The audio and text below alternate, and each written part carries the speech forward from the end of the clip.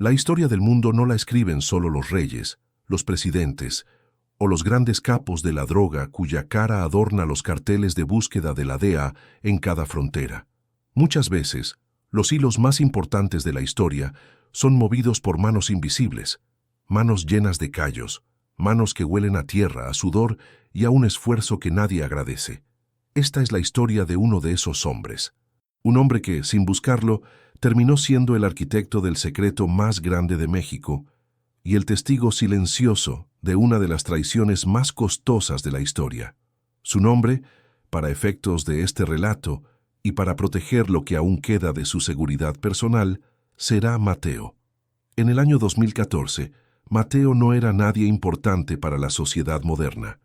Tenía 50 años y vivía en el corazón de Coahuila, una región árida donde el sol no tiene piedad y la tierra parece devorar los sueños de quienes la trabajan con la esperanza de un mañana mejor. Mateo era un minero de carbón, un oficio que heredó de su padre y de su abuelo como una sentencia de cadena perpetua bajo el suelo. Durante 3 décadas, su oficina fue la oscuridad absoluta, a cientos de metros bajo la superficie, donde el único sonido era el de su propia respiración y el golpe rítmico de la picota contra la piedra negra y fría. No era un hombre con educación universitaria ni títulos colgados en la pared, pero Mateo poseía un conocimiento que ningún libro de ingeniería civil puede enseñar por completo. Él conocía el lenguaje de la tierra. Sabía cuándo una veta de carbón estaba a punto de colapsar, solo por la forma en que el aire cambiaba de temperatura en los pulmones. Sabía cómo apuntalar un techo de roca para que no se viniera abajo sobre sus compañeros. Sabía leer las grietas en el muro como si fueran las líneas de la palma de una mano. Que era un topo humano, un maestro del subsuelo que trabajaba 12 horas al día por un salario que apenas le permitía poner un plato de frijoles, tortillas y algo de carne sobre la mesa de su humilde casa de adobe y lámina. Pero a Mateo no le importaba la pobreza extrema mientras hubiera dignidad en su mesa. No bebía, no apostaba, y su único lujo era sentarse en el porche de su casa al atardecer para ver a sus 2 nietos jugar en el polvo, imaginando para ellos un futuro lejos de las minas. Era un hombre invisible que sostenía su pequeño mundo con una honestidad inquebrantable, ajeno a los lujos y a la violencia que consumía a otras partes del país. Sin embargo, la vida tiene una forma cruel y retorcida de poner a prueba a los hombres más íntegros. A principios de aquel verano sofocante de 2014, la tragedia llamó a la puerta de Mateo con una fuerza devastadora. Su nieto menor, un niño de apenas 6 años con ojos brillantes y una risa que iluminaba la casa, comenzó a debilitarse sin explicación. Lo que al principio parecía una fiebre pasajera se convirtió en un diagnóstico médico devastador que requería una cirugía costosa y un tratamiento que Mateo no podría pagar ni aunque trabajara 3 vidas enteras en la profundidad de la mina de carbón. El sistema de salud público era un laberinto sin salida y el tiempo se agotaba como la arena en un reloj roto. Mateo estaba desesperado. Rezaba cada noche de rodillas, pidiendo una oportunidad, un milagro, algo que salvara a su familia del abismo de la enfermedad y la impotencia. Lo que Mateo no sabía era que el destino estaba a punto de responderle, pero no de la forma en que él esperaba. Su milagro no vendría del cielo azul de Coahuila, sino de las profundidades de la tierra que él tanto conocía, y vendría de la mano de la organización más peligrosa y poderosa que el mundo haya visto jamás, el Cartel de Sinaloa. Antes de sumergirnos en el momento exacto en que la vida de Mateo cambió para siempre y se cruzó con la sombra de Joaquín Guzmán Loera, me gustaría hacer una pausa necesaria para reflexionar sobre algo hermoso que ocurre con historias como esta. Este relato que hoy te cuento está viajando por miles de kilómetros en este preciso instante, cruzando fronteras invisibles y llegando a rincones que nunca imaginé. Es fascinante cómo el idioma español, este lenguaje lleno de pasión, matices y fuerza, nos conecta de una manera tan profunda a pesar de las distancias geográficas que nos separan. El español nos une desde las áridas tierras de Coahuila hasta las vibrantes calles de Ciudad de México, desde las plazas históricas de Madrid hasta los rincones más australes de Argentina y Chile. Nos conecta en las comunidades latinas de Estados Unidos, en las costas de Colombia y en las imponentes montañas de los Andes. Es nuestra casa común, nuestra herencia compartida. Por eso, me encantaría saber desde qué rincón del planeta nos estás escuchando en este momento. ¿Estás en México, España, Argentina, Estados Unidos o quizás en algún lugar de Centroamérica? Déjame un comentario ahora mismo contándome desde qué país nos acompañas y qué hora es allá, porque esta historia nos pertenece a todos los que hablamos español y buscamos la verdad que se oculta tras los mitos del narcotráfico. Queremos saber qué tan lejos está llegando la voz de Mateo y esta comunidad que estamos construyendo. Continuando con nuestra historia, debemos entender el contexto de aquel México convulsionado y tenso. El país estaba en vilo. Joaquín, el Chapo Guzmán, el líder máximo del cartel de Sinaloa, había sido capturado meses atrás, en febrero de 2014, en un hotel de Mazatlán. El gobierno mexicano celebraba la captura del siglo como un trofeo de guerra, asegurando ante las cámaras internacionales que el capo más buscado del mundo pasaría el resto de sus días tras las rejas de la prisión de máxima seguridad de El Altiplano.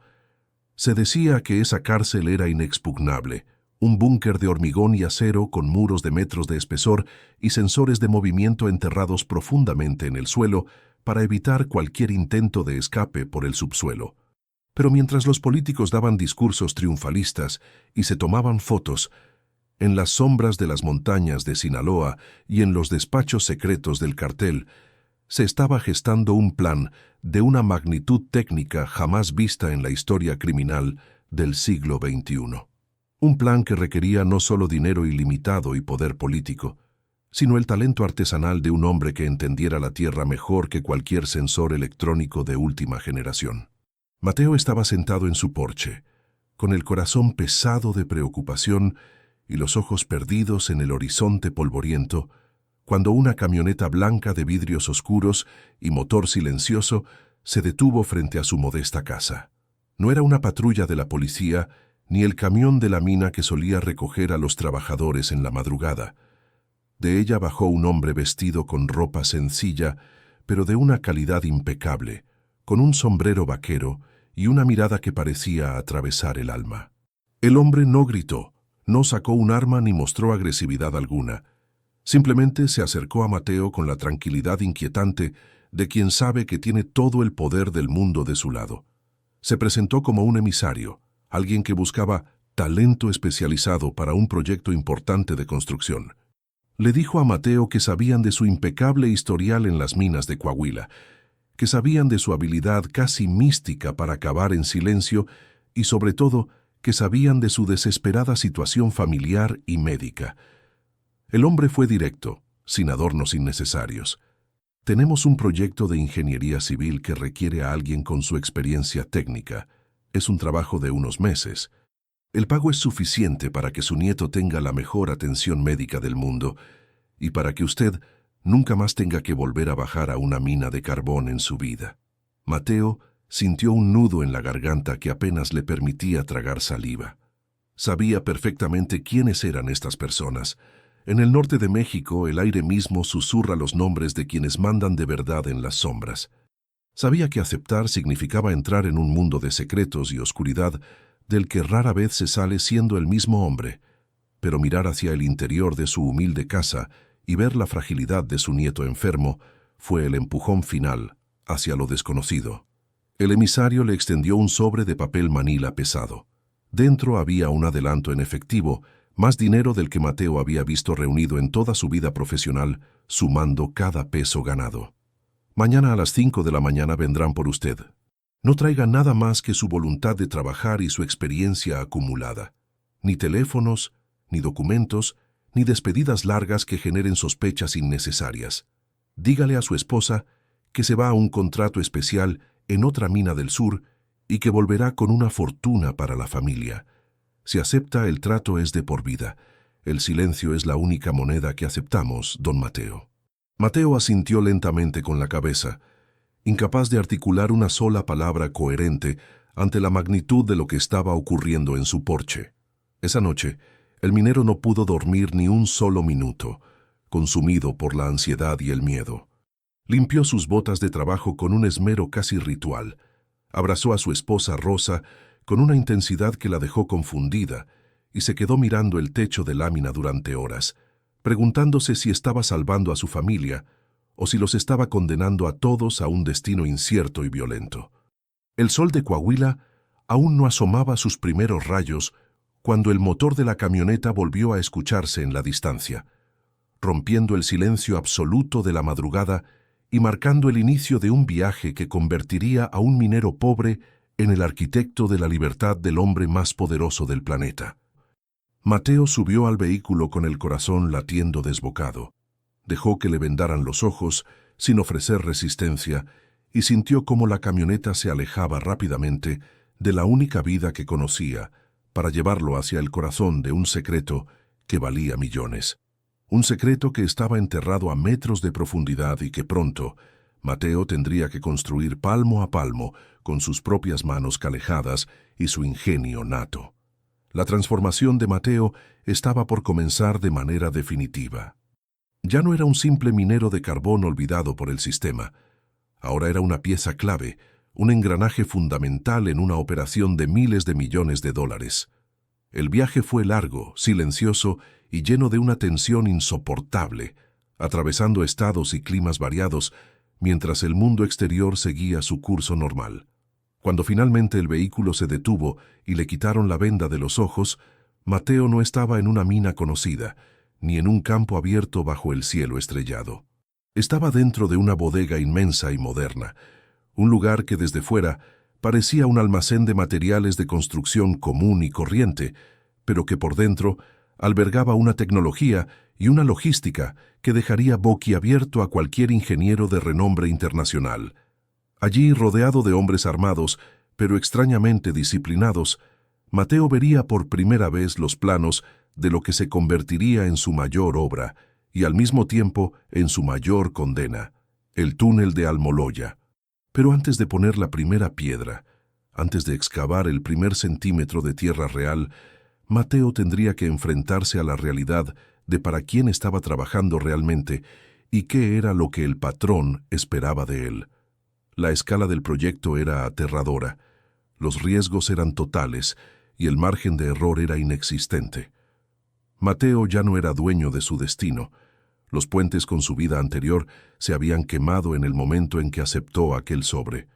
Ahora estaba en el vientre de la bestia, y solo le quedaba una opción: cavar con toda su alma hacia la libertad ajena, o cavar, sin saberlo, su propia tumba en la oscuridad total de la tierra. El aire dentro de la bodega de Santa Juana era pesado, impregnado de un olor metálico a aceite de maquinaria y tierra fresca.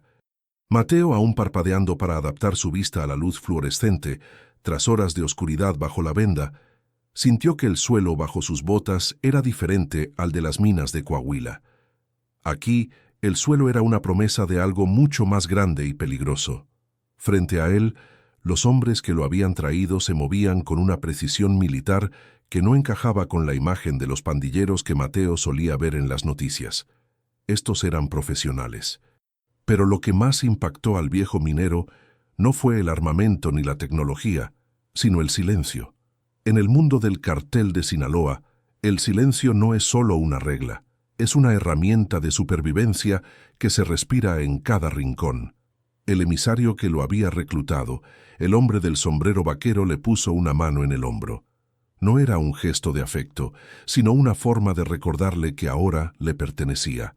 «Don Mateo, bienvenido al lugar donde los imposibles se vuelven realidad», dijo con una voz suave pero cargada de una autoridad absoluta. En ese momento, Mateo comprendió que el pacto de sombras se había sellado. Ya no había vuelta atrás hacia su pequeña casa de adobe. El sobre con el dinero que dejó en manos de su esposa era el precio de su libertad, un intercambio de almas donde su pericia técnica era el activo más valioso para la organización criminal más astuta del planeta. Antes de que Mateo pudiera siquiera preguntar por los detalles de su labor, el emisario le hizo una señal para que lo siguiera hacia una oficina improvisada en el fondo de la bodega. En las paredes, mapas satelitales y planos topográficos de alta precisión cubrían las superficies. Mateo, con sus ojos expertos, identificó de inmediato las capas del subsuelo. Los ingenieros presentes, hombres jóvenes con títulos de las mejores universidades, lo miraron con una mezcla de curiosidad y escepticismo.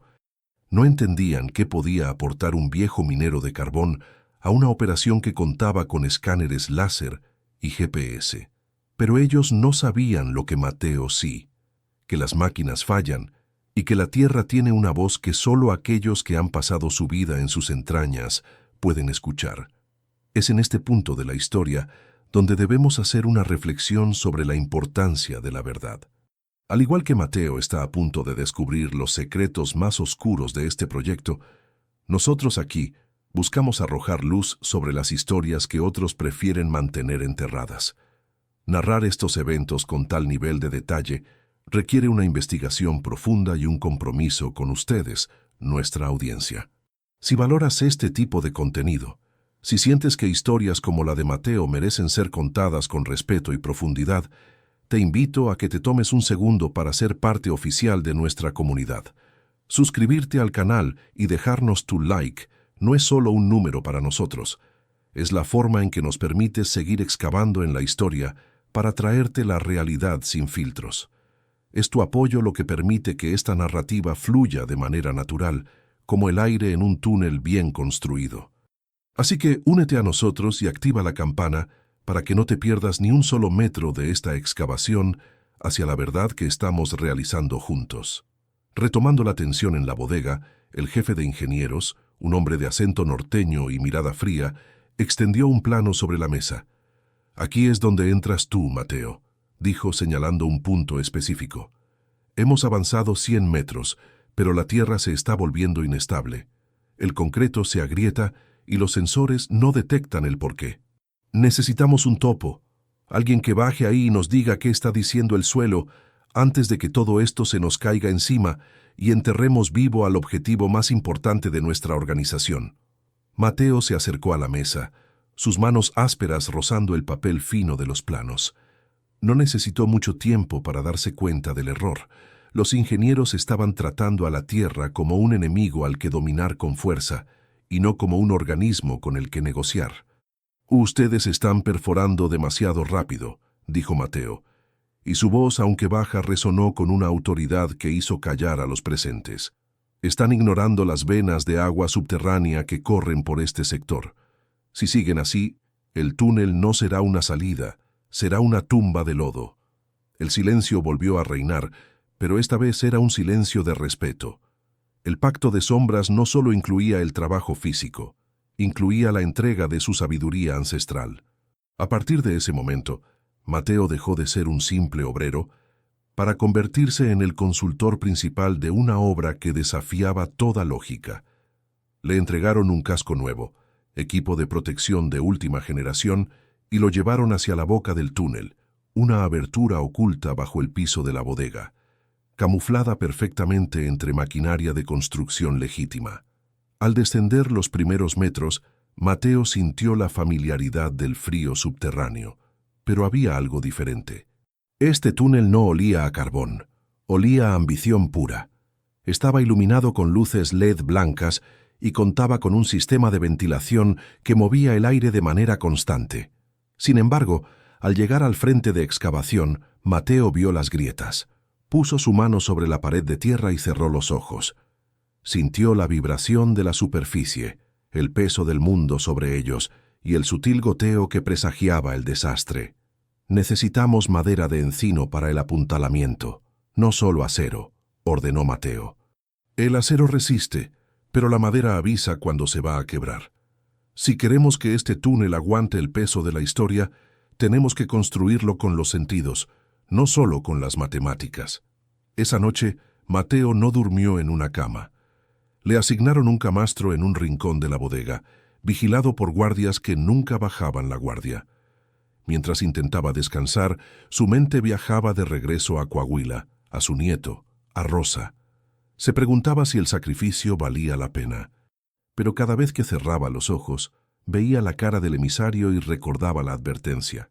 El silencio es la única moneda. El pacto estaba sellado con sangre y tierra. Él construiría el túnel, protegería el secreto, y a cambio, su familia tendría una oportunidad. Lo que Mateo no sabía en ese momento, mientras escuchaba el zumbido constante de los generadores eléctricos, era que en las profundidades de ese túnel no solo encontraría tierra y agua, encontraría los susurros de un imperio que se fragmentaba y escucharía palabras que pondrían precio a su cabeza mucho antes de que la primera piedra de la celda 20 fuera removida. El reclutamiento había terminado.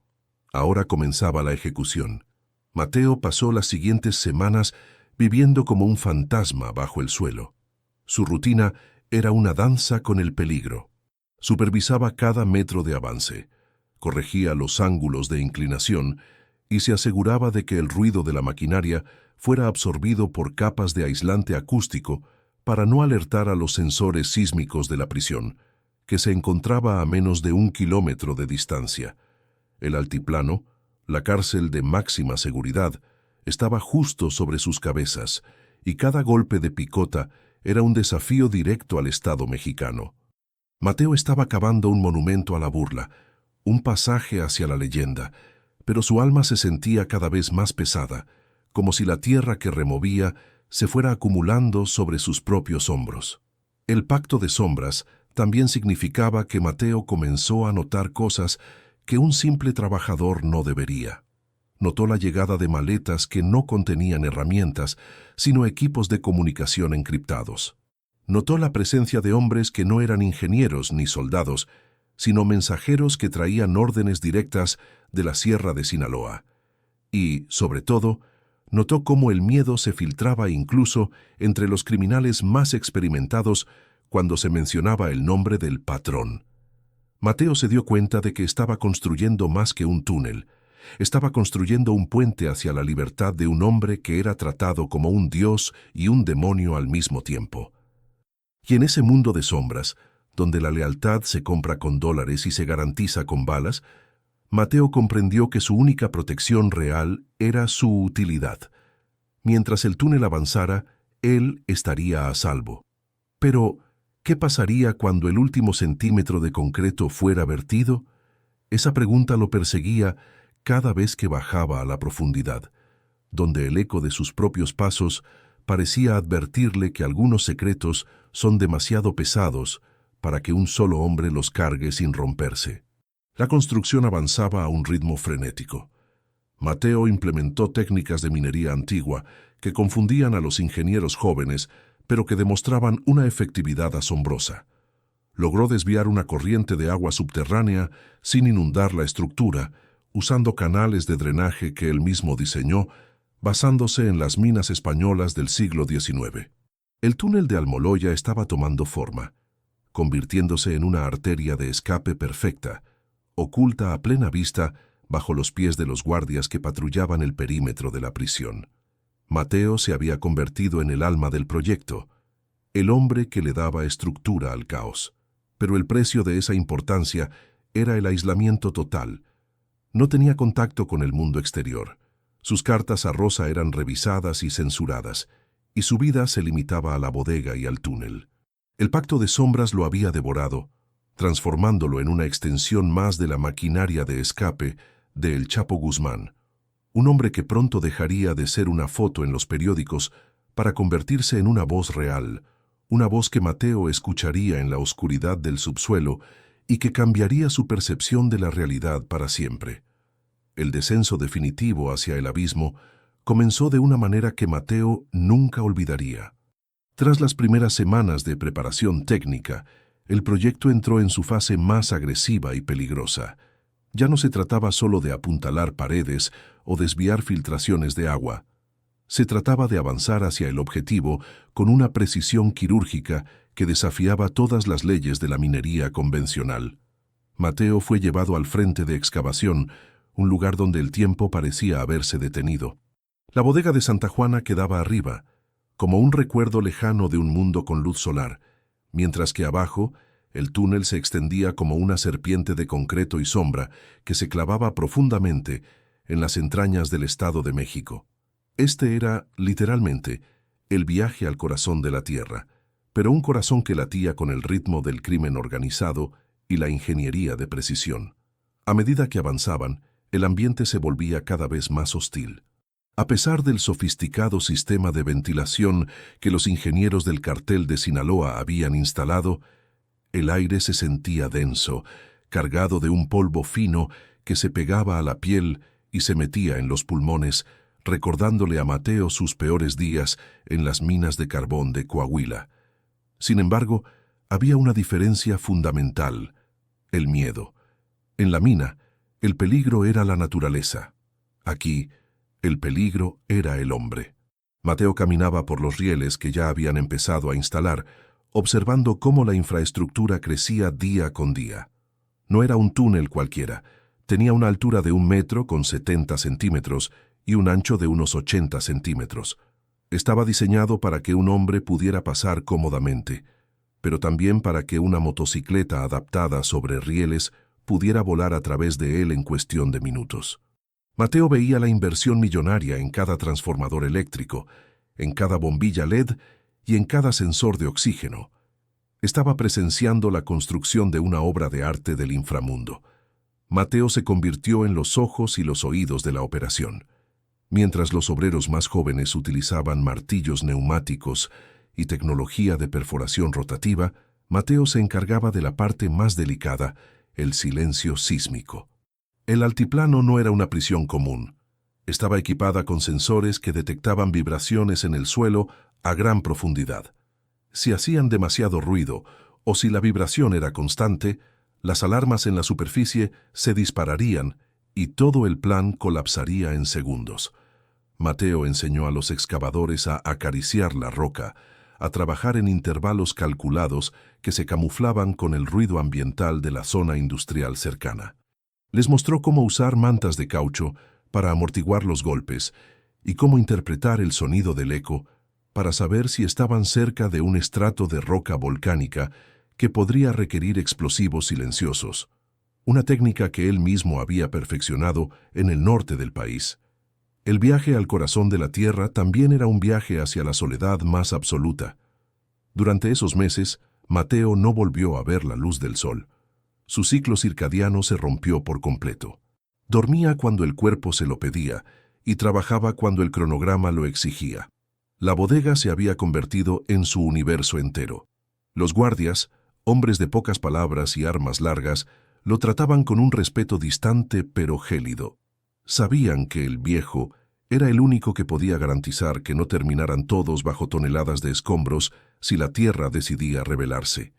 Mateo comía en silencio, observando a los demás. Había ingenieros que hablaban de sus familias en Sinaloa, de las fiestas en la sierra y de la lealtad inquebrantable al patrón. Mateo los escuchaba sin intervenir, absorbiendo cada detalle, grabando en su memoria las caras y los nombres que algún día, si lograba salir vivo, serían la única prueba de que aquello realmente sucedió. Un día, mientras Mateo inspeccionaba un sector del túnel que presentaba una humedad inusual, se encontró con algo que le heló la sangre. Entre los escombros de la excavación, encontró un pequeño objeto brillante. Al recogerlo, se dio cuenta de que era una bala de plata con el grabado de un santo popular. No era un desecho de la construcción, era un amuleto de protección que alguno de los soldados del cartel había dejado allí. En ese momento, Mateo comprendió la dimensión espiritual del proyecto. Para esas personas, el túnel no era solo una vía de escape, era un camino sagrado hacia la libertad de su deidad terrenal. La devoción que sentían por Joaquín Guzmán era algo que Mateo no lograba comprender del todo, pero que lo aterrorizaba. Estaba trabajando para un hombre que no solo controlaba el dinero y las armas, sino también la voluntad y la fe de miles de personas. El túnel era el templo donde se preparaba el milagro de la desaparición de un dios del narcotráfico. La presión psicológica comenzó a hacer mella en Mateo. A veces, en el silencio absoluto de la madrugada subterránea, creía escuchar voces que no estaban allí. El aislamiento y la falta de oxígeno fresco generaban alucinaciones auditivas. Pero un ruido en particular comenzó a ser constante. El sonido de la maquinaria pesada de la prisión arriba de ellos. Podían escuchar el paso de los vehículos blindados que patrullaban el perímetro del altiplano. Era un sonido sordo, una vibración que se sentía en los dientes. Mateo sabía que estaban cerca, muy cerca. Según los planos, se encontraban ya a menos de 500 metros de la coordenada final. La tensión en la bodega era eléctrica. Los mensajeros llegaban con más frecuencia, trayendo instrucciones directas sobre la fase final. La perforación vertical que conectaría el túnel con el área de las duchas de la celda número 20. En este punto del viaje al corazón de la Tierra, Mateo se dio cuenta de que su importancia estratégica había alcanzado su punto máximo. Ya no era solo el consultor, era el guardián del avance. Si él decía paren, la obra se detenía. Si él decía sigan, las máquinas rugían. Ese poder, sin embargo, era una espada de doble filo. Mateo sabía que cuanto más indispensable era, más peligroso se volvía su conocimiento. Sabía demasiado sobre la estructura, sobre los puntos débiles de la prisión y sobre la logística del cartel. Empezó a preguntarse si el dinero que le habían prometido llegaría realmente a las manos de su esposa Rosa, o si ese dinero sería el pago por su propio silencio eterno. Pero no había tiempo para la duda. La orden del día era avanzar. La tierra se volvía cada vez más compacta, una mezcla de arcilla y roca que requería toda su pericia para evitar derrumbes. El túnel de Almoloya se estaba convirtiendo en una leyenda antes de ser descubierto. Mateo veía cómo instalaban el sistema de rieles con una precisión milimétrica.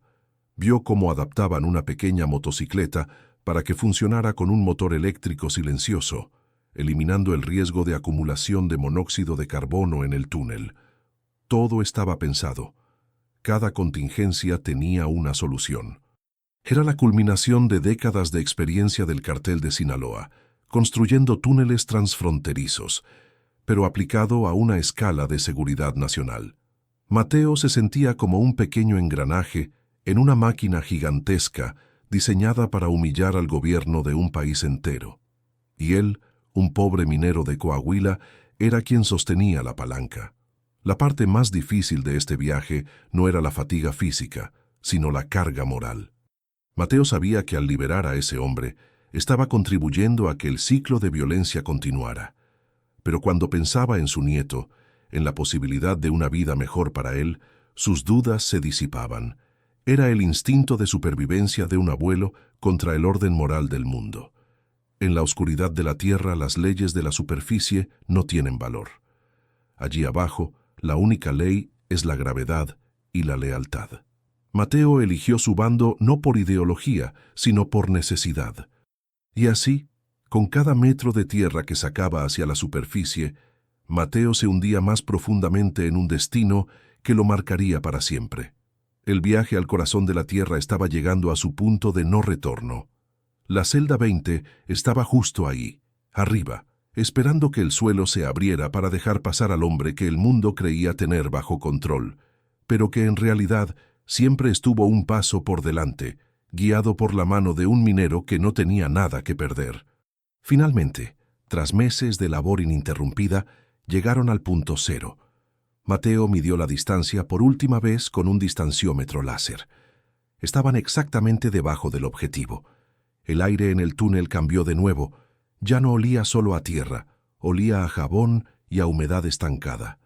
Era el olor de la prisión.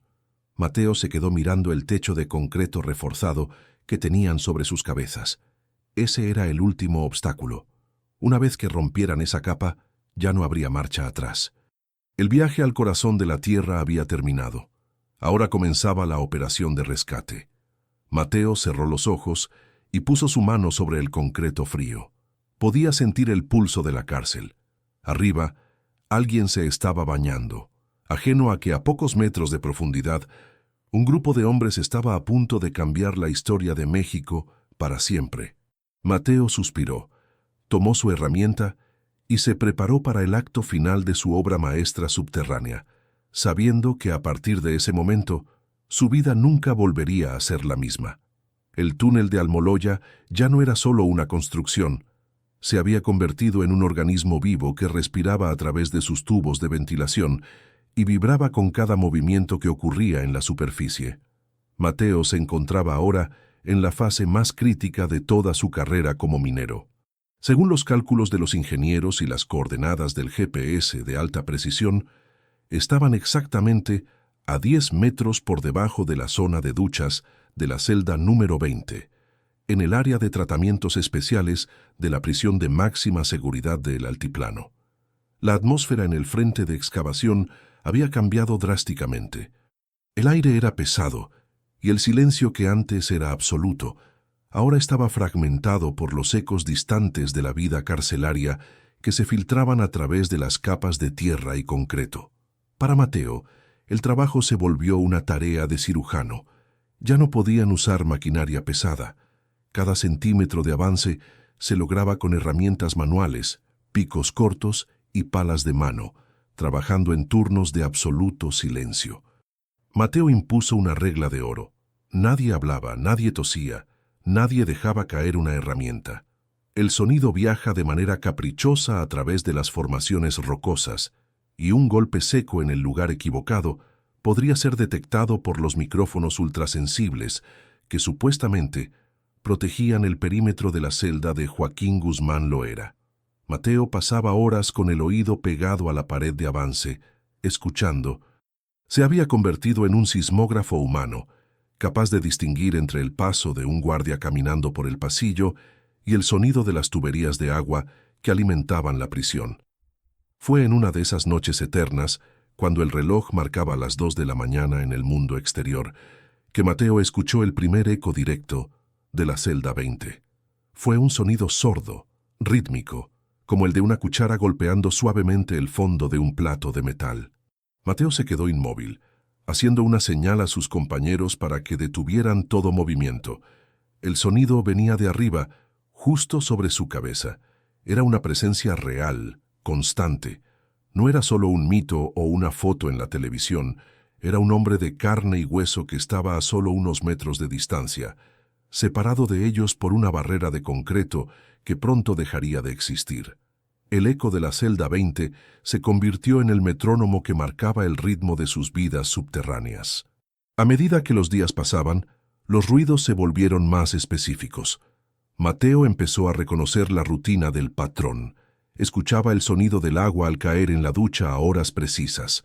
Escuchaba el murmullo de las conversaciones bajas entre los guardias y el prisionero durante los pases de lista. Pero lo más inquietante era el silencio del propio Guzmán. Mateo podía sentir, a través de la tierra, la quietud de un hombre que sabe que lo están buscando desde abajo. Había una comunicación no verbal, una conexión física entre el minero que cavaba y el capo que esperaba. Mateo sentía que cada palada de tierra que retiraba era un mensaje enviado al hombre de arriba. Ya falta poco, estamos aquí. La tensión en la bodega de Santa Juana también había escalado. Los hombres del cartel estaban nerviosos. La inteligencia que manejaban indicaba que el gobierno podría realizar un traslado sorpresa en cualquier momento si detectaban la más mínima anomalía.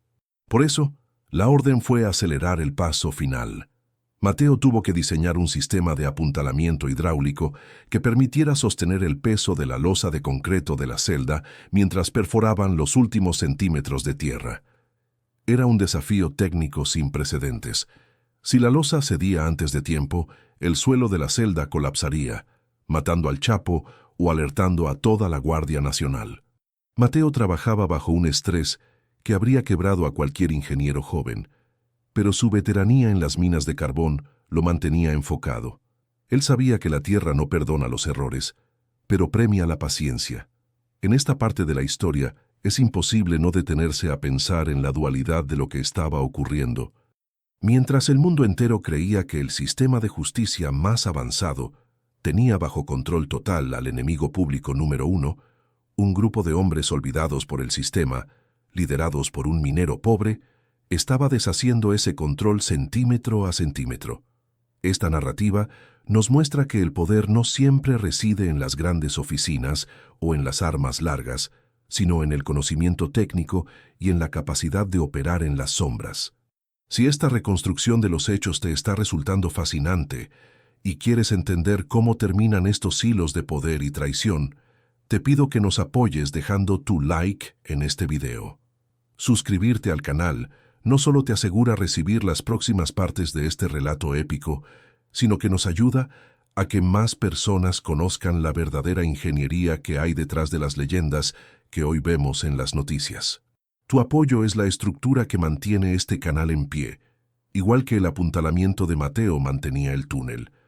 Continuando con la excavación final, Mateo se enfrentó al problema del concreto reforzado. La losa de la ducha de la celda 20 no era concreto común. Estaba mezclada con viruta de acero para resistir impactos. Mateo sabía que el uso de taladros eléctricos era demasiado arriesgado por el ruido. Propuso entonces una técnica de debilitamiento químico y térmico. Utilizaron ácidos especiales para corroer el cemento y calor controlado para dilatar el acero sin causar estruendos. Fue un proceso lento y agónico. Mateo pasaba las horas en un espacio reducido, apenas iluminado por una linterna de cabeza, observando cómo el ácido hacía su trabajo. El olor a químicos mezclado con el hedor del alcantarillado de la prisión creaba una atmósfera tóxica que mareaba a los trabajadores, pero nadie se movía de su puesto. El momento culminante de esta fase ocurrió cuando Mateo, usando una pequeña broca manual de punta de diamante, logró hacer un orificio milimétrico a través de la losa. Fue un acto de fe técnica. Al retirar la broca, Mateo pegó el ojo al pequeño orificio. No vio mucho, solo la luz blanca y estéril de la ducha de la celda y un trozo de pared de azulejo blanco. Pero entonces, algo se movió. Una silueta cruzó frente al orificio. Mateo contuvo la respiración. Unos segundos después, el orificio fue oscurecido por algo. Era una bota. El Chapo Guzmán estaba parado exactamente sobre el agujero de sondeo. Mateo sintió un escalofrío que le recorrió toda la columna vertebral. Estaba tan cerca que podía oír la respiración del hombre a través del pequeño ducto. En ese instante, Mateo escuchó algo que no estaba en los planes. No fue un ruido de la celda, sino una voz que venía del propio túnel, pero no de sus compañeros. Era un susurro que viajaba por los conductos de ventilación. Eran las voces de los mandos del cartel discutiendo en la bodega de arriba. Estaban hablando sobre el despacho de los trabajadores una vez que la operación terminara. Mateo agudizó el oído.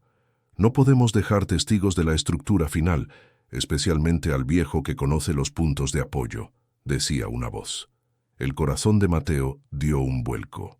La recompensa que salvaría a su nieto, el dinero que Rosa estaba esperando, ahora parecía venir con una sentencia de muerte oculta. El eco de la celda 20 ya no era lo único que lo atormentaba. Ahora, el eco de su propia desaparición resonaba en las paredes del túnel. Mateo se quedó mirando el techo, viendo cómo el ácido seguía devorando el concreto. Estaba atrapado entre dos mundos. Arriba, el prisionero que buscaba la libertad a toda costa. Abajo, sus empleadores que planeaban su eliminación. Y en medio, él, un minero que solo quería regresar a su casa en Coahuila. Pero Mateo no era un hombre cobarde. Su vida en las minas le había enseñado que cuando el techo se agrieta, no debes correr hacia la salida ciegamente, sino buscar el pilar más fuerte. Decidió que no diría nada a sus compañeros. Terminaría el trabajo con una perfección que lo hiciera necesario hasta el último segundo, pero empezaría a buscar su propio camino de escape dentro del plan de escape de otro. El eco de la celda 20 se volvió entonces una obsesión. Mateo comenzó a usar el orificio de sondeo no solo para monitorear, sino para estudiar el comportamiento de los guardias. Anotó los horarios exactos de las rondas, los momentos de silencio total y el tiempo que el prisionero pasaba en la ducha, el único lugar donde no había cámaras. El túnel estaba casi listo. El piso de la celda era ahora una cáscara delgada que solo necesitaba un empujón final. Mateo sabía que el día del escape estaba cerca, quizás en menos de 48 horas. La bodega estaba llena de movimiento silencioso. Las armas estaban listas y la motocicleta eléctrica ya estaba posicionada en los rieles. El escenario estaba montado para el mayor escape de la historia, pero para Mateo, el escenario también estaba montado para una lucha por su propia vida. La última noche de la fase de excavación, Mateo se quedó solo en el frente de avance. Puso su mano sobre la losa debilitada y cerró los ojos. Pudo sentir una serie de golpes suaves desde arriba. Eran 3 golpes rápidos y 2 lentos. No era un ruido accidental. Era un código. El prisionero sabía que estaban ahí. El Chapo Guzmán estaba enviando una señal de confirmación a los hombres que lo rescatarían. Mateo respondió con 2 golpes suaves, usando el mango de su martillo. El contacto estaba hecho. El eco de la celda 20 se había transformado en un diálogo directo entre el capo y el minero. En ese momento, Mateo comprendió que su destino estaba ligado irremediablemente al de ese hombre. Si el Chapo salía, él tenía una oportunidad de desaparecer en el caos. Si algo fallaba, ambos terminarían enterrados bajo el concreto de altiplano. Con el alma en un hilo y la mente trabajando a 1000 por hora, Mateo dio la orden de preparar la carga final para romper la losa. El viaje estaba por alcanzar su clímax, y el eco pronto se convertiría en un estruendo que daría la vuelta al mundo. El aire en las profundidades del túnel de Almoloya se había vuelto gélido, a pesar del calor generado por la maquinaria y los cuerpos de los hombres trabajando a contrarreloj. Mateo, el viejo minero de Coahuila, se encontraba en un estado de alerta constante. Tras haber escuchado los susurros sobre su propio destino en la bodega, sus sentidos se habían agudizado hasta un nivel casi sobrenatural. Ya no trabajaba solo con sus manos, trabajaba con sus oídos, con su instinto y con un miedo que, en lugar de paralizarlo, lo mantenía más despierto que nunca. Fue precisamente esa vigilancia extrema la que lo llevó a descubrir lo que nadie, ni siquiera los ingenieros más cercanos al círculo íntimo de Joaquín Guzmán, debía saber. Sucedió durante la madrugada del penúltimo día, antes de la fuga programada. La mayoría de los trabajadores habían subido a la bodega para descansar o recibir instrucciones de seguridad para el día final. Mateo, alegando que necesitaba revisar la estabilidad de un arco de soporte cerca del kilómetro 1, se quedó atrás. Se internó en una de las ramificaciones técnicas del túnel, un pequeño pasaje lateral que servía para ocultar el sistema de cableado y los transformadores. Mientras ajustaba una de las vigas de madera, escuchó voces que no provenían de la superficie ni de la celda de arriba. Las voces venían de una cámara oculta, un espacio que él mismo había ayudado a revestir con concreto reforzado, pero cuyo propósito real le había sido ocultado bajo el pretexto de ser un depósito de herramientas de emergencia. Pegando el oído a un conducto de ventilación secundario, Mateo reconoció la voz del emisario, aquel hombre de mirada de hielo que lo había reclutado en su porche en Coahuila. Estaba hablando con un sujeto de acento extranjero, posiblemente un contacto financiero de alto nivel. Lo que escuchó a continuación le hizo sentir que la tierra se abría bajo sus pies, y no por un derrumbe. El túnel es solo la mitad del negocio, decía el emisario con una frialdad que helaba la sangre. Los $200 millones están listos en las caletas ocultas tras el muro falso de la sección media. Ni los Beltrán, ni los socios de la Federación, ni siquiera el gobierno sospecha que este dinero existe. Es el fondo personal del patrón para su nueva guerra. Es su traición final al viejo pacto de Sinaloa. Mateo contuvo la respiración hasta que le dolieron los pulmones. No estaba construyendo solo un camino a la libertad. Estaba construyendo la bóveda secreta más grande de la historia del narcotráfico. Los $200 millones no eran para pagar favores o comprar jueces. Eran un tesoro de guerra robado a sus propios aliados, oculto literalmente en las narices de la seguridad nacional mexicana. En ese momento, Mateo comprendió por qué su vida no valía nada para ellos. Él no solo conocía la estructura del túnel, él conocía la ubicación exacta del clavo, el lugar donde la mayor fortuna líquida del cartel estaba enterrada a plena vista. El secreto de los 200 millones era una sentencia de muerte que pesaba más que toda la montaña de altiplano. La magnitud del descubrimiento fue abrumadora. Mateo recordó cómo, semanas atrás, le habían ordenado reforzar una sección específica, con capas dobles de plomo y aislante térmico, supuestamente para evitar la detección por escáneres de calor del ejército. Ahora sabía la verdad. El plomo no era para ocultar personas, sino para ocultar la masa metálica de millones de billetes y lingotes que habían sido introducidos en la bodega dentro de cajas de maquinaria pesada, noche tras noche, mientras él dormía. El Chapo Guzmán estaba jugando un juego de ajedrez en el que el túnel era su movimiento maestro, no solo para escapar de la prisión, sino para escapar de sus deudas y compromisos con el resto del mundo criminal. En este punto crítico de nuestra historia, donde la codicia se mezcla con el ingenio y la supervivencia, es vital entender que lo que Mateo descubrió cambió las reglas del juego. No se trataba ya de un rescate heroico en el mundo de Lampa, sino de una operación de alta traición financiera.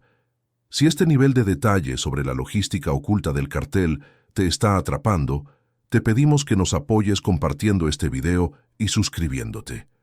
Tu suscripción es el pilar que sostiene este canal de investigación y nos permite seguir revelando estos secretos que fueron enterrados a metros bajo tierra.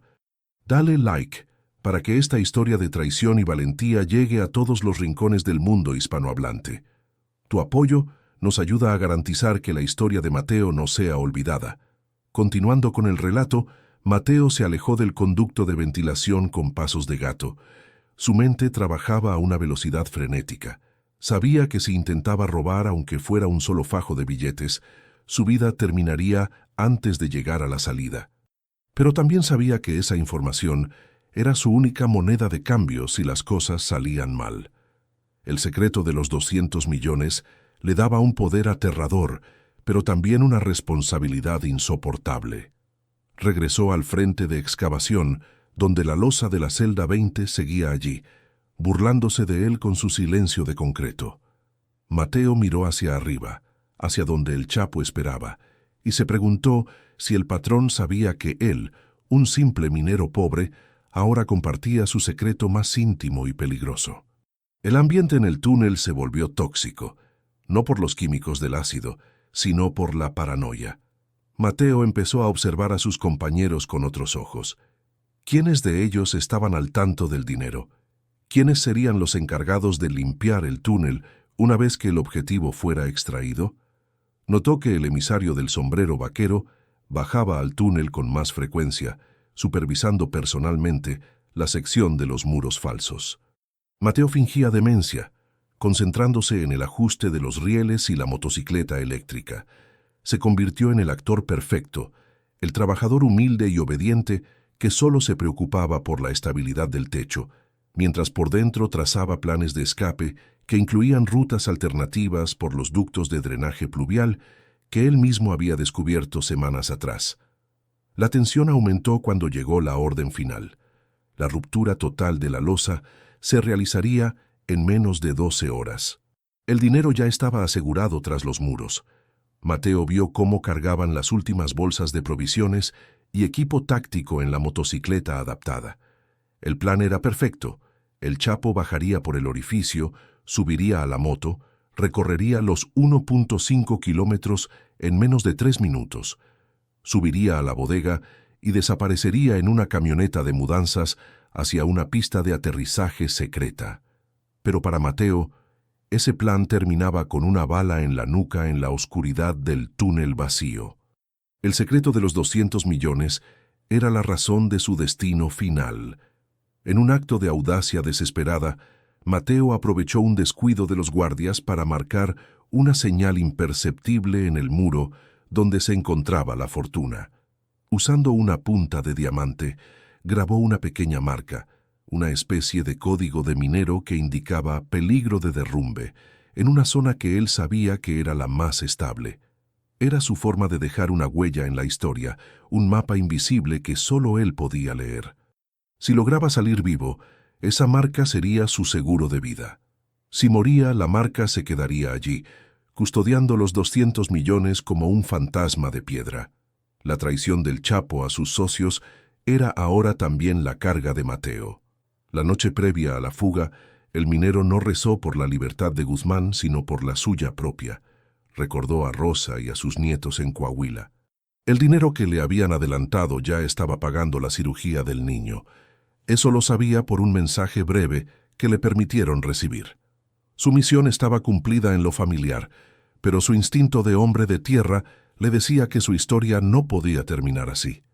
El túnel que él había construido con tanto esmero ahora le parecía una garganta lista para tragárselo.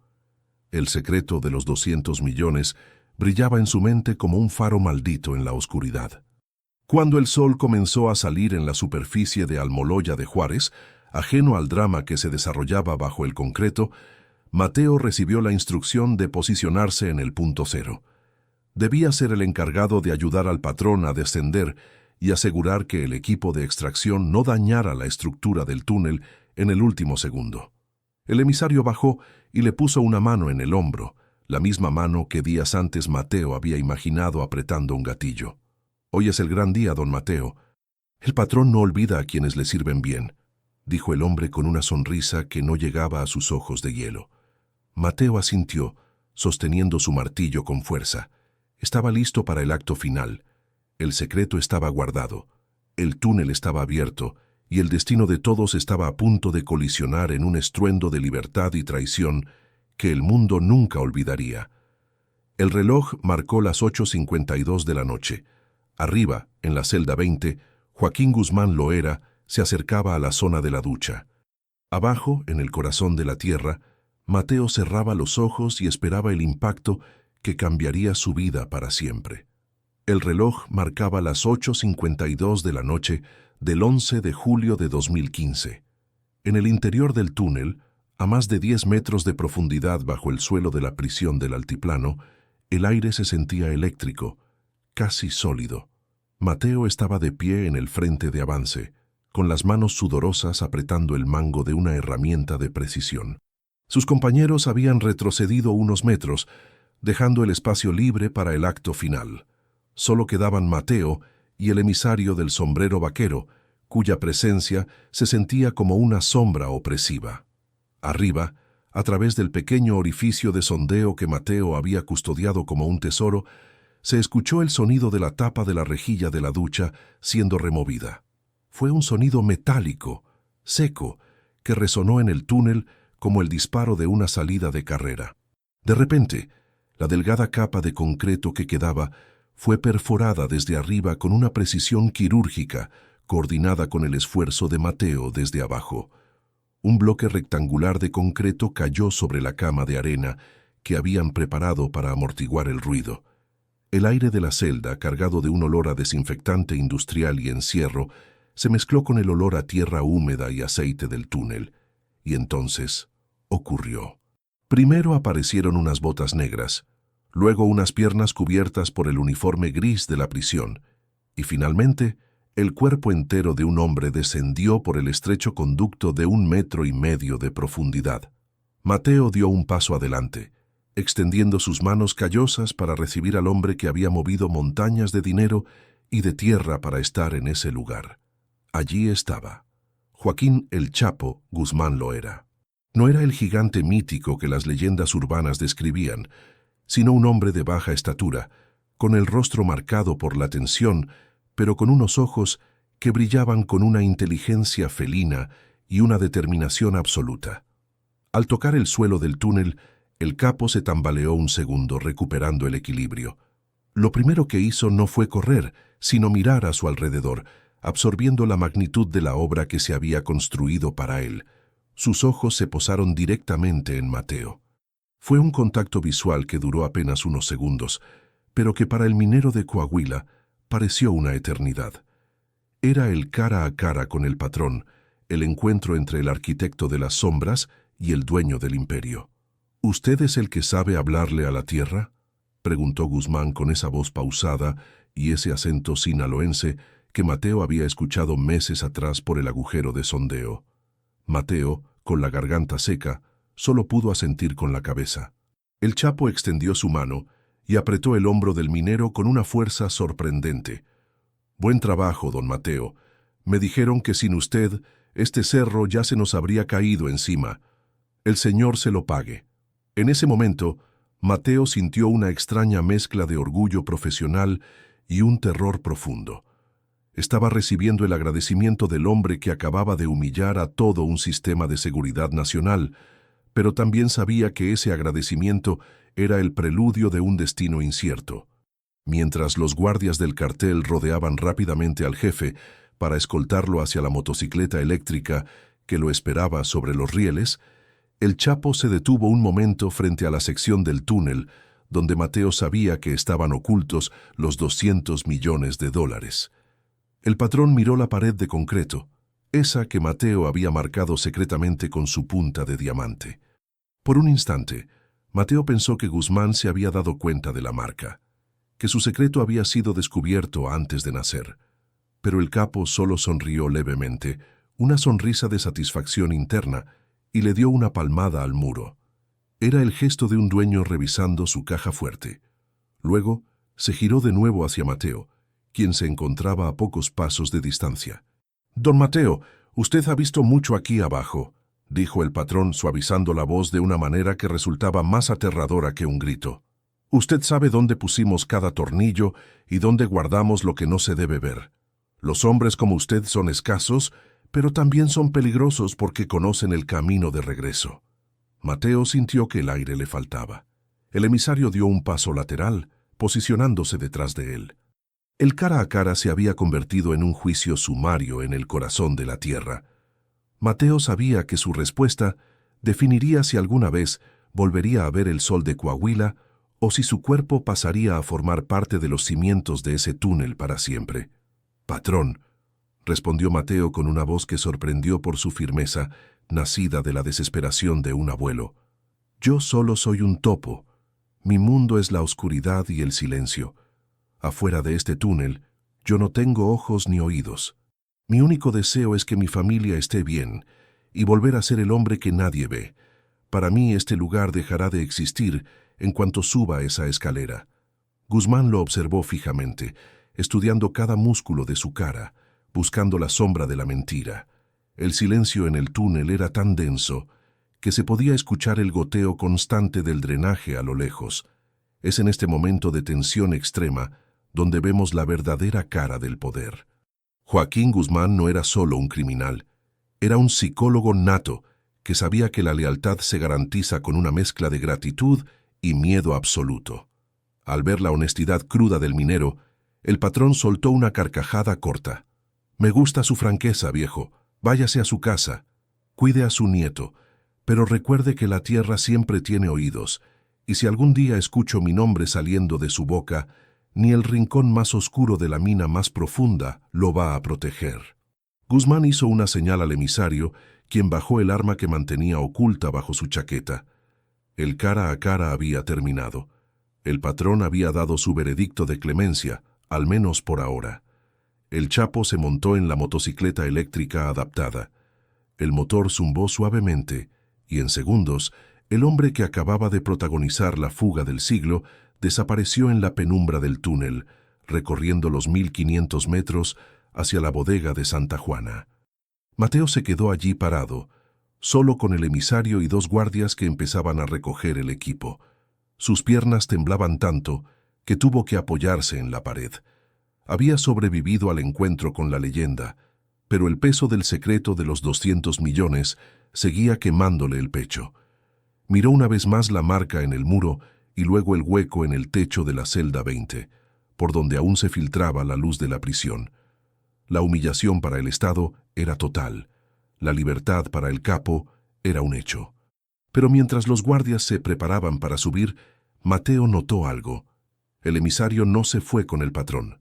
Se quedó observando el túnel, recorriendo con la mirada las vigas de apoyo.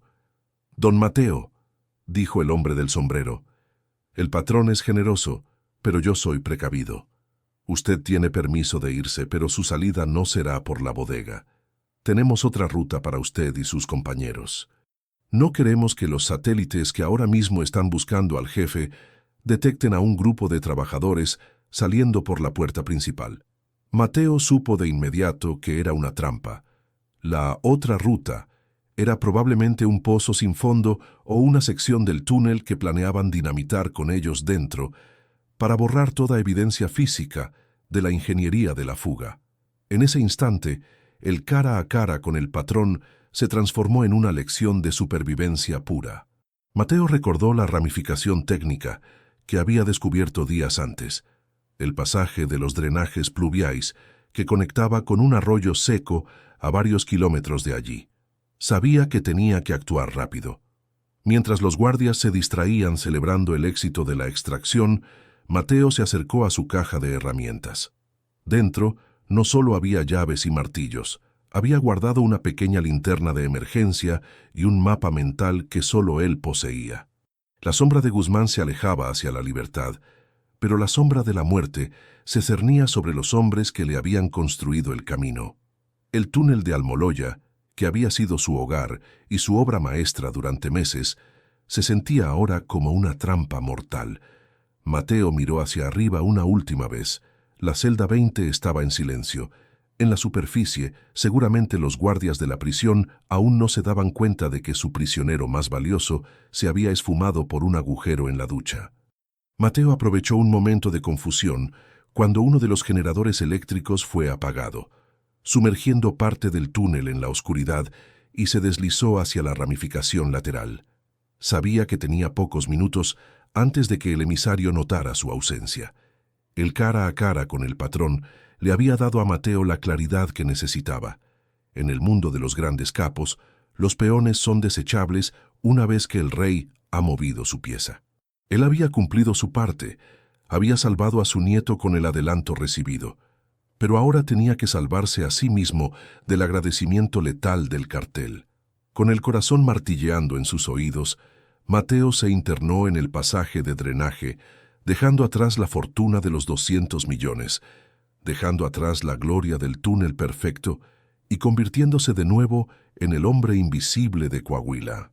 El secreto de Joaquín Guzmán viajaría con él, pero Mateo se juró a sí mismo que ese secreto moriría en sus pulmones de minero, enterrado bajo capas de silencio y miedo. La fuga estaba consumada. El mundo pronto despertaría con la noticia que sacudiría los cimientos del gobierno mexicano, pero en las profundidades de la tierra, un minero pobre corría por su vida, escapando no de la ley, sino de los hombres que él mismo había ayudado a liberar. El patrón ya era libre, volando quizás hacia la sierra de Sinaloa, mientras que Mateo, el arquitecto de esa libertad, luchaba por cada gramo de oxígeno en un túnel de lodo, sabiendo que haber visto el rostro de Joaquín Guzmán de tan cerca era una condena que lo perseguiría hasta el último de sus días. El cara a cara había terminado, pero la pesadilla de Mateo apenas comenzaba. La noche del 11 de julio de 2015 no fue una noche cualquiera para México, pero para Mateo fue el momento en que el tiempo se fracturó. Mientras el motor eléctrico de la motocicleta que transportaba a Joaquín El Chapo Guzmán se alejaba por los rieles, el túnel de Almoloya, que había sido una proeza de ingeniería silenciosa, se transformó en un hervidero de adrenalina y muerte. Mateo, oculto en las sombras de la ramificación lateral, podía escuchar el eco de las botas de los guardias del cartel que regresaban hacia el frente de excavación. Su instinto de minero le gritaba que el aire estaba cambiando. Ya no era solo el polvo y la humedad, era el olor del azufre y la pólvora. El plan de limpieza del cartel se había puesto en marcha. El emisario no iba a dejar que ningún testigo de la estructura interna, y mucho menos del muro que ocultaba los 200 millones de dólares, saliera por la puerta principal de la bodega. Desde su escondite en el conducto de drenaje pluvial, Mateo vio a través de una rendija cómo uno de los guardias colocaba pequeñas cargas de explosivos plásticos en los pilares maestros que él mismo había ayudado a diseñar. Sintió una punzada de dolor en el pecho. Estaban destruyendo su obra maestra, pero lo peor era que planeaban destruirla con los trabajadores adentro. El sonido de las radios de los sicarios era constante, una mezcla de claves y órdenes urgentes. El jefe ya está en el punto de extracción. Limpien la zona y salgan por el conducto norte. Nadie sale por la bodega, decía una voz distorsionada. Mateo comprendió que limpiar la zona era el eufemismo para ejecutar a los obreros que aún quedaban en las secciones más profundas del túnel. En ese momento de terror puro, Mateo recordó las palabras del patrón. Los hombres como usted conocen el camino de regreso. Precisamente por eso tenían que morir. Con el corazón latiendo con una fuerza que parecía querer romperle las costillas, Mateo comenzó a reptar por el estrecho conducto de drenaje que había descubierto semanas atrás. Era un espacio angosto, diseñado para evacuar el agua de las lluvias torrenciales, lleno de lodo, insectos y un aire viciado que quemaba la garganta. Pero era su única salida. Mientras avanzaba, escuchó una explosión sorda que sacudió toda la estructura. No fue una explosión para abrir camino, sino para sellar el túnel. El estruendo fue seguido por el sonido de toneladas de tierra y concreto colapsando. Mateo lloró en silencio, sabiendo que algunos de los ingenieros jóvenes con los que había compartido café y tortillas ahora estaban sepultados bajo la tierra que ellos mismos habían desafiado. La desaparición de Mateo comenzó en ese túnel de lodo.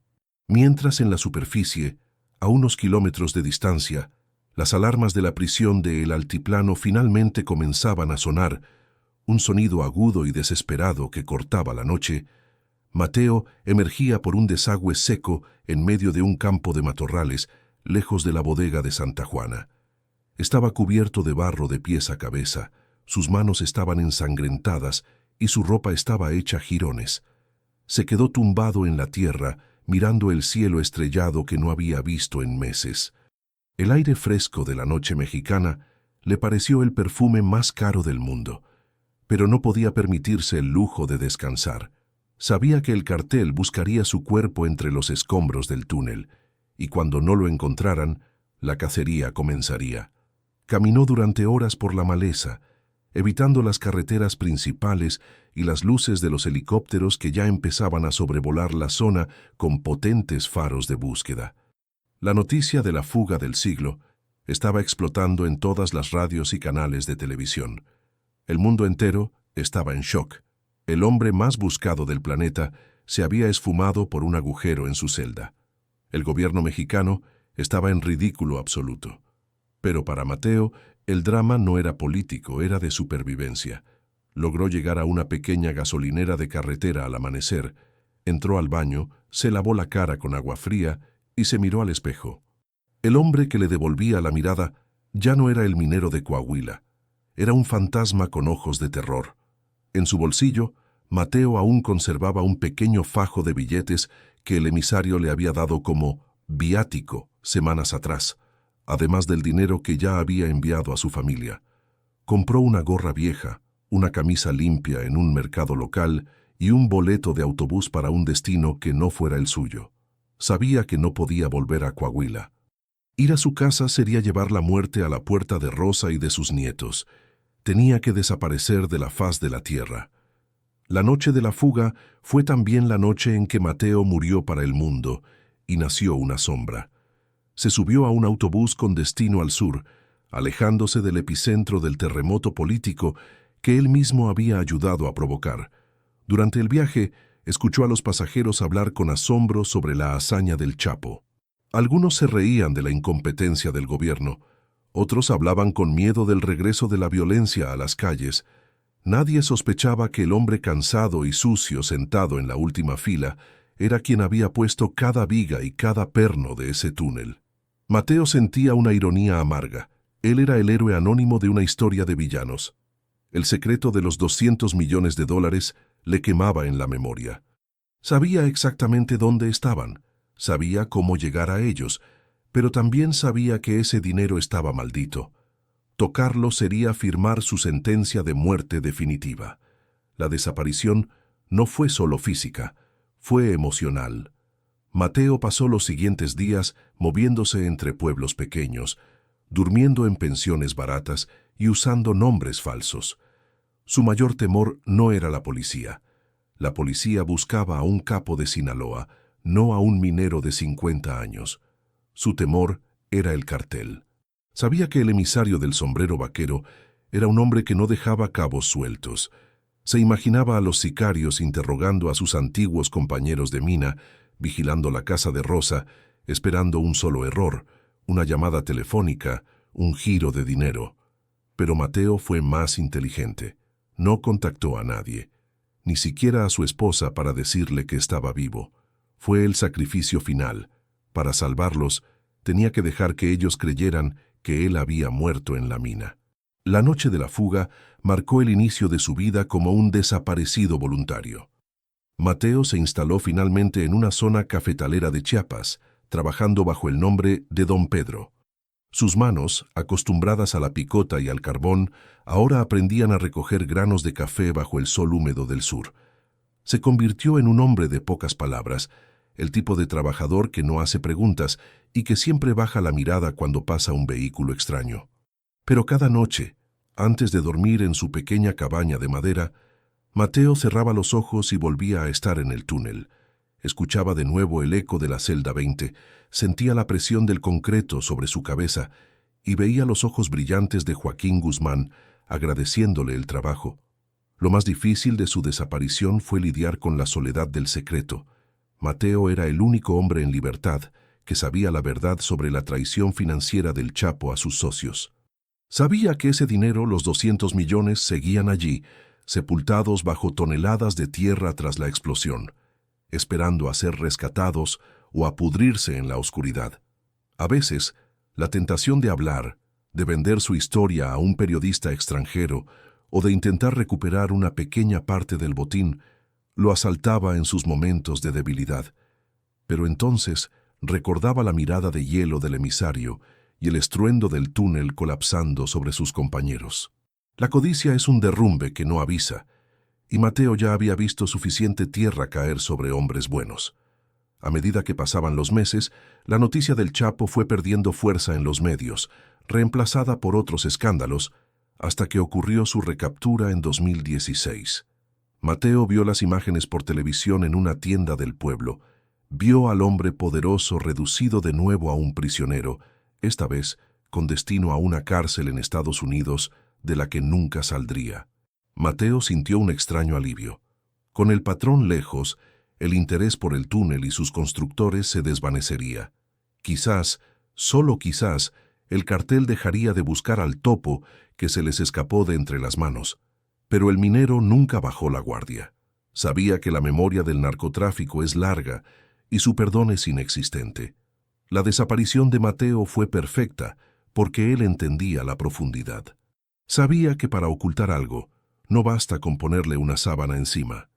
Hay que enterrarlo bajo capas de tiempo, de silencio y de una nueva identidad. Se convirtió en parte del paisaje de Chiapas, un viejo trabajador más entre miles de desplazados y migrantes.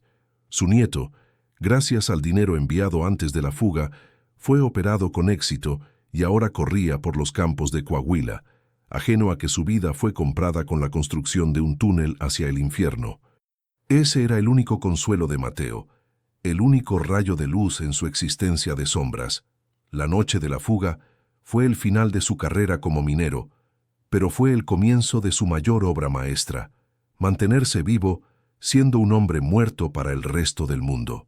Han pasado años desde aquella noche de julio en la que el suelo de México se abrió para dejar pasar a un hombre y engullir la tranquilidad de un país entero. Para el mundo, el túnel de Almoloya es hoy una curiosidad histórica, un ejemplo de la audacia criminal y la corrupción estructural. Pero para Mateo, el hombre que ahora vive bajo el seudónimo de Don Pedro, en las montañas del sur, el túnel nunca se cerró.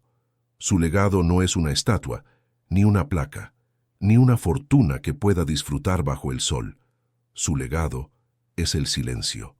Un silencio absoluto y pesado que se ha convertido en su compañero más fiel en esta vida de fantasma que eligió para salvar a los suyos. Mateo ya no tiene fotos de su pasado, ni documentos que acrediten quién fue. Es un hombre que camina sin dejar huellas, un espectador de una historia que él mismo ayudó a escribir con sangre, sudor y tierra. Desde su pequeña parcela en Chiapas, Mateo observa el mundo a través de un televisor viejo que apenas capta la señal. Vio la extradición de Joaquín Guzmán Loera a los Estados Unidos. Vio el juicio en Nueva York, donde se mencionaron los túneles, las caletas y las traiciones. Cada vez que los fiscales hablaban de la ingeniería del cartel, Mateo sentía una punzada de amargura. Los expertos hablaban de presupuestos de millones de dólares y de ingenieros extranjeros, pero nadie mencionó nunca al minero de Coahuila que tuvo que corregir los ángulos de excavación para que la tierra no se tragara al patrón. Mateo es el autor anónimo de una obra maestra que el mundo atribuye a otros, pero en la soledad de sus noches eso no le importa. Lo que le quita el sueño no es la falta de reconocimiento, sino el conocimiento de lo que quedó atrás, enterrado bajo el concreto de altiplano. El secreto de los 200 millones de dólares sigue siendo la carga más pesada de su legado. A veces, cuando la lluvia golpea el techo de su cabaña, Mateo imagina que el agua se filtra hasta el túnel sellado, oxidando los lingotes y pudriendo los billetes que nadie pudo rescatar. Sabe que tras la captura final del Chapo y la fragmentación del cartel de Sinaloa en facciones enfrentadas, la ubicación exacta de esa fortuna se perdió en el caos. Él es, probablemente, el único hombre vivo sobre la faz de la tierra que sabe exactamente dónde cavar para encontrar el tesoro de guerra del patrón.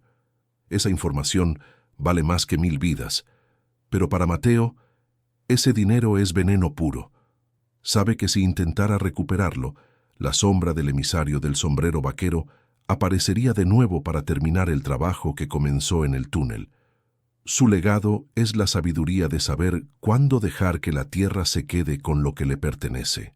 A menudo, Mateo piensa en su familia.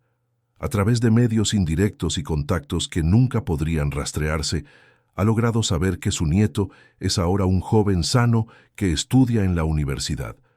Ese joven no sabe que su educación y su vida fueron pagadas por un abuelo que murió en un accidente minero hace años.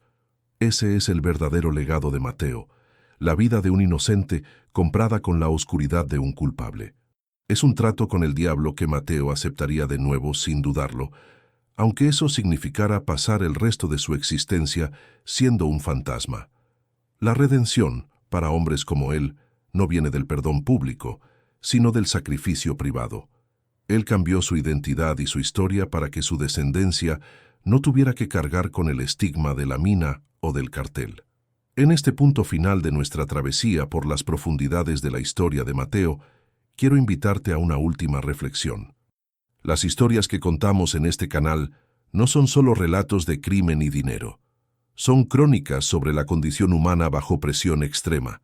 Historias como la del minero pobre que construyó el túnel del Chapo nos recuerdan que detrás de los grandes titulares de prensa siempre hay personas reales enfrentando dilemas morales imposibles.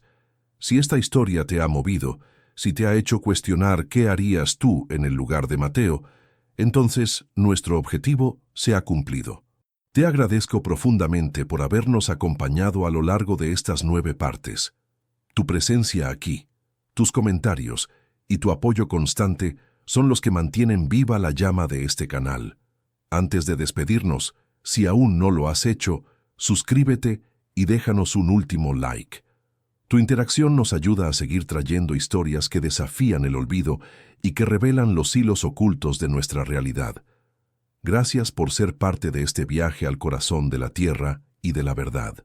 El túnel de Almoloya está ahora lleno de escombros y olvido, pero en la mente de Mateo sigue iluminado por las luces LED blancas. A veces, en sus sueños, vuelve a escuchar el eco de la celda 20. Pero ya no es la voz de Guzmán la que escucha, es el sonido de su propio martillo golpeando la piedra, recordándole que él fue capaz de vencer a la tierra y al miedo. El legado de Mateo es la prueba de que un hombre pequeño puede realizar obras gigantescas y que la mayor victoria de un ser humano es mantener su esencia, incluso cuando tiene que esconder su nombre.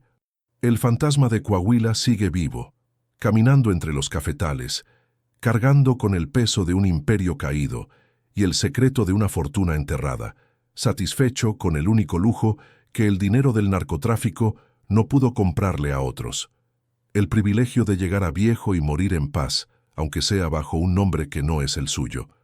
La historia de Joaquín, el Chapo Guzmán, terminó en una celda de cristal en Colorado, lejos de los túneles y de la tierra que tanto amaba. Pero la historia de Mateo, el minero que le dio la libertad por unos meses, continúa en el susurro del viento de Chiapas. No hay mapas que marquen su ubicación, ni recompensas por su cabeza. Él es el triunfo del hombre común sobre el destino manifiesto de la violencia. Al final, el túnel no fue una salida para el Chapo, pues volvió a caer, pero fue la salida definitiva para Mateo, quien encontró la libertad en la renuncia a todo lo que el mundo considera valioso. El fantasma ha cumplido su misión. La tierra ha guardado sus secretos. Y nosotros, que ahora conocemos su historia, nos quedamos con el eco de una pregunta que retumba en el vacío. ¿Cuánto vale realmente el silencio de un hombre que lo ha visto todo? Con esto cerramos este capítulo de nuestro canal. Ha sido un honor narrar para ti la Odisea de Mateo. No olvides dejarnos en los comentarios qué otra historia del submundo mexicano te gustaría que investigáramos con este nivel de detalle. ¿Quieres saber más sobre los túneles fronterizos? ¿O prefieres conocer la vida de los otros hombres invisibles que sostienen los imperios del narcotráfico? Tu opinión dicta nuestro próximo destino. Hasta la próxima, buscador de verdades. Mantente alerta, porque a veces la realidad más impactante está justo debajo de tus pies, esperando a que alguien tenga el valor de cavar lo suficiente para encontrarla. Mateo apaga la televisión. Sale al porche de su cabaña y respira el aire húmedo de la montaña. A lo lejos, el sol se oculta, tiñendo el cielo de un rojo que le recuerda al carbón encendido de sus años mozos. Sonríe levemente. Mañana habrá que volver al trabajo en el cafetal, a la rutina del hombre sencillo, a la paz del anonimato. El fantasma está cansado, pero está libre, y en este mundo de prisiones tanto físicas como mentales, eso es más de lo que la mayoría puede decir. El secreto de los 200 millones seguirá ahí, durmiendo en la oscuridad, custodiado por la tierra que Mateo tanto respetó. La historia ha terminado, pero el eco de la celda 20, seguirá resonando siempre en el corazón de quien sepa escuchar el lenguaje de la tierra.